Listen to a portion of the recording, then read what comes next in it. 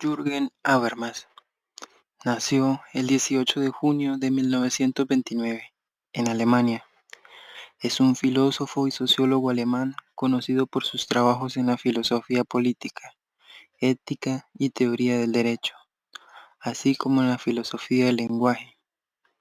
Habermas es el miembro más eminente de la segunda generación de la Escuela de Frankfurt y uno de los exponentes de la teoría crítica desarrollada en el Instituto de Investigación Social. La obra de Habermas muy probablemente constituye el esfuerzo más original y coherente de elaborar una filosofía a la altura del espíritu postmetafísico que caracteriza nuestro tiempo. Entre sus aportes destacan la construcción de la teoría de la acción comunicativa, la ética del discurso y la teoría de la democracia deliberada.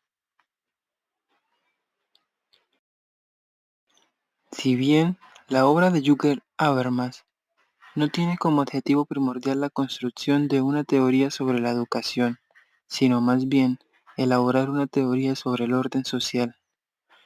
Sí son muchos los elementos teóricos que dicha obra puede aportar para la construcción de la teoría para la educación. Esos elementos teóricos podrían ser analizados con respecto a los procesos educativos y quizás incorporados en ellos. Al analizar separadamente la educación y la comunicación como procesos, se encuentran aspectos comunes y una procedencia común. La comunicación es un proceso que da origen a la secuencia primigenias de socialización y a su vez es configurada por ellas.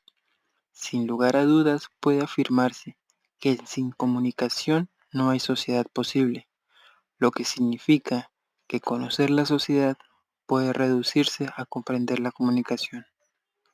Para terminar este apartado vale la pena precisar que la educación puede comprenderse en tres dimensiones: como proceso, como práctica y como estrategia. Como proceso se entiende el desarrollo educativo y mediano a largo plazo. Como práctica refiere a la pedagogía y como estrategia alude a la didáctica.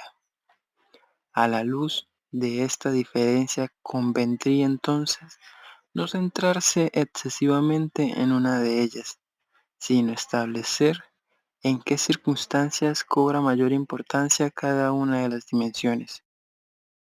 Para Habermas, la comunicación tiene que ver con la determinada concepción del lenguaje y entendimiento.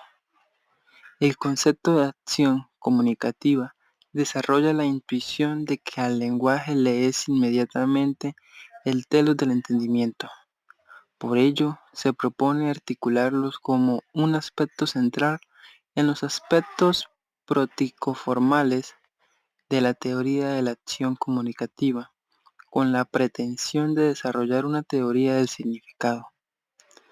El lenguaje de la dimensión del significado y de la dimensión de la validez están internamente unidas la una con la otra.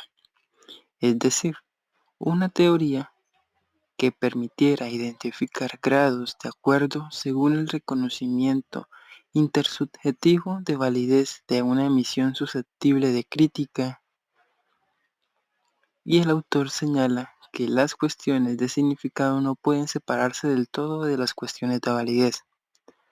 A través de este supuesto señala que lo básico de la teoría del significado es saber qué es lo que se quiere decir o no, en otras palabras, cómo entender el significado de la expresión lingüística y bajo cuáles contextos esa expresión puede ser aceptada. Esto es relevante en el sentido de entender el significado de la expresión lingüística en términos de uso bajo esta perspectiva. Y es posible señalar que existe en las emisiones lingüísticas una orientación de validez, la cual pertenece a las condiciones pragmáticas y no solo al entendimiento, sino que a la propia comprensión del lenguaje. En este sentido, en el lenguaje posee una dimensión del significado y una dimensión de validez que están inmediatamente unidas unas con otras. Habermas introduce en la semántica veritativa para ratificar la idea sobre la oración asertórica, que es cuando la oración es verdadera. Según esta teoría, la problemática de la validez se sitúa exclusivamente en la relación del lenguaje con el mundo como totalidad de hechos. Entonces, como validez, se equipa la verdad de los enunciados. La conexión entre el significado y validez de las posiciones lingüísticas solo se establece en el habla constatadora de los hechos. Hay tres planteamientos de la teoría de la comunicación que parten de una de las tres dimensiones del significado. Están la semántica intencionalista, la semántica formal y la pragmática. Habermas cree que la determinación unidimensional de la validez que exploran cada uno de estos tres planteamientos como cumplimiento de condiciones de verdad proporcional quedaría aún en la teoría del significado prisionera del cognitivismo de la semántica veritativa y se dice, este es el punto en el que hay que subsanar porque todas las funciones del lenguaje, y no tan solo las positivas, llevan consigo las pretensiones de validez. Todo acto habla, dice Habermas, puede ser criticado como no verdadero en lo que concierne al enunciado hecho, como no correcto en el que concierne a los contextos normativos y vigentes, y como no veraz en lo que concierne a la intención del hablante. A partir de esto, Habermas explica las consecuencias que tocan en cuanto a las cosas básicas de la teoría del significado. Ya no hay que definir a la pretensión de verdad semántica, ni siquiera solo desde la perspectiva del hablante. Las pretensiones de validez constituyen un punto de convergencia del reconocimiento intersubjetivo por todos los participantes. Por tanto, estas cumplen un papel pragmático en la dinámica que representan todas las ofertas contenidas en los actos de habla, y toma posturas de afirmación o negación por parte de los destinarios. Este es el giro pragmático de la semántica veritativa y exige una revelación de la fuerza ilocucionaria. Así,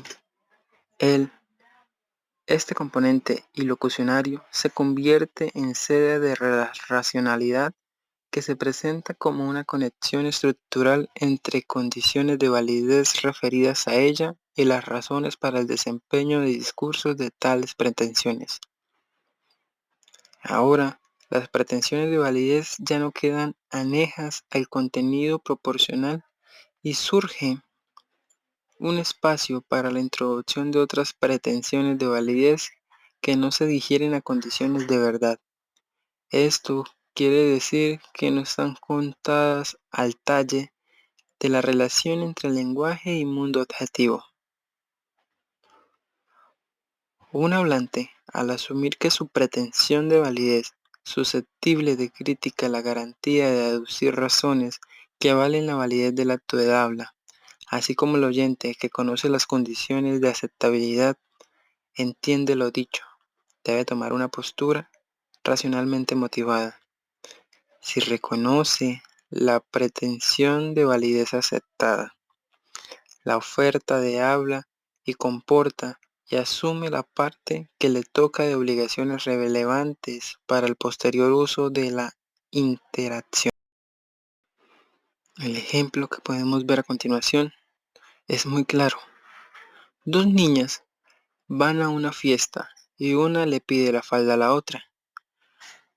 Para que una le preste una falda a la otra, tiene que aceptar la oferta de las tres pretensiones de validez que ella aduce y que son susceptibles de crítica, que tienen que ver incluso con la propia comprensión del lenguaje de la niña que le hable. La primera niña Debes prestarme la falda. La segunda niña, ¿por qué debo hacerlo? La primera niña, porque te lo dijo tu mamá. Segunda niña, si es cierto, tómala de mi ropero.